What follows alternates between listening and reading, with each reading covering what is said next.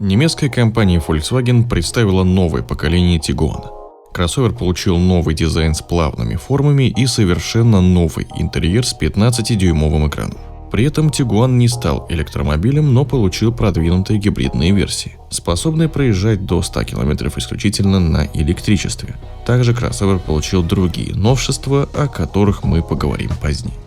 Модель построена на модернизированной версии платформы MQB с приставкой EVO в названии, но кузов разработан с чистого листа.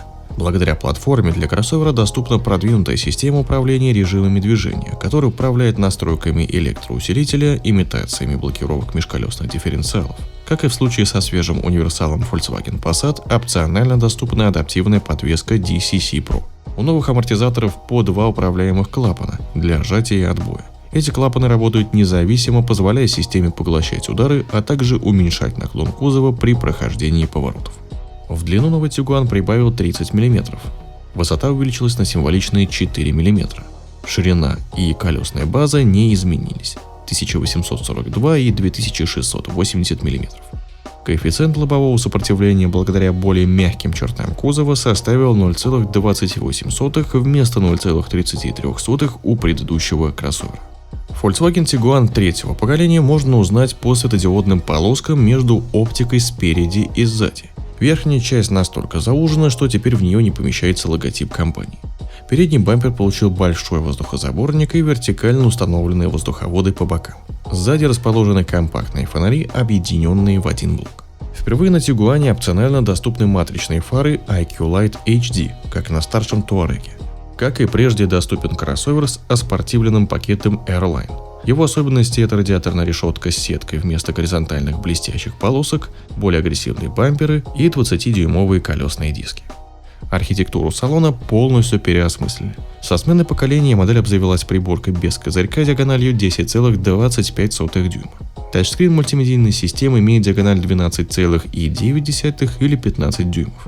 Диагональ экрана зависит от комплектации. Под ним расположены сенсорные полоски управления климат-контролем. Селектора коробки передач на центральном тоннеле больше нет. Его функции возложены на правый подрулевой переключатель. А на месте селектора расположена настраиваемая шайба с небольшим экраном. С ее помощью можно выбирать режимы движения, регулировать громкость и менять освещение. Проекционный экран Touareg теперь отображает данные прямо на лобовом стекле, а приборная панель и мультимедийная система имеют несколько вариантов отображения интерфейса: классический, прогрессивный, навигационный и Airline.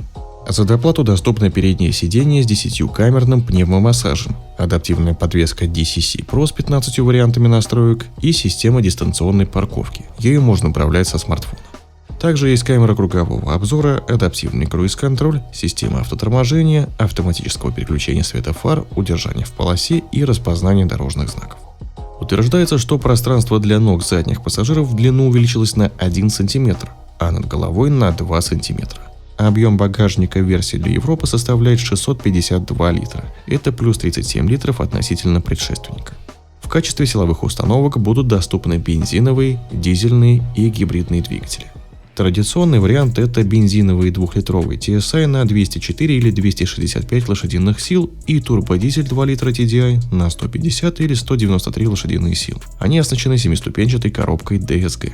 Volkswagen Tiguan с 2-литровым бензиновым двигателем по умолчанию полноприводный. Дизельному варианту система 4Motion положена только в самой мощной версии.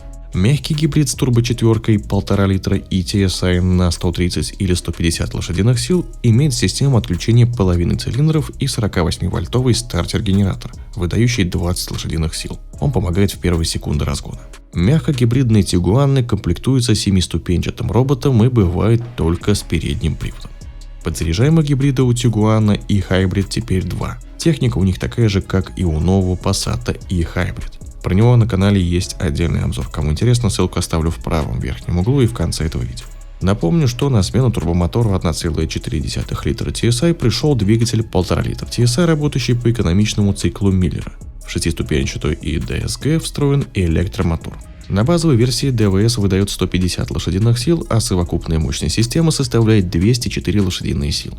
Во втором исполнении 1,5-литровый двигатель выдает 177 сил, а суммарная отдача составляет 272 лошадиные силы. Батарея у гибридов тоже новая, емкостью 19,7 кВт-час. На электротяге такой паркетник сможет проехать до 100 км, а общий запас хода составит около 1000 км. При этом от внешней сети мощностью до 50 кВт запас энергии с 10 до 80% можно восполнить всего за 25 минут. Автомобиль появится в продаже в первом квартале 2024 года. По предварительным данным, в Германии стартовая цена кроссовера составит 36 600 евро. Друзья, как вам новый Volkswagen Tiguan? И как вы считаете, стал ли кроссовер выглядеть лучше? Или же второе поколение Tiguan вам нравится больше? Поделитесь своим мнением в комментариях. А если вы интересуетесь автомобилями, то заглядывайте в мой новостной телеграм-канал, где каждый день выходят актуальные автомобильные новости. Ссылку оставлю в описании под видео и закрепленном комментарии. Переходите и подписывайтесь, чтобы не пропускать новые видео и быть в курсе последних событий автоиндустрии.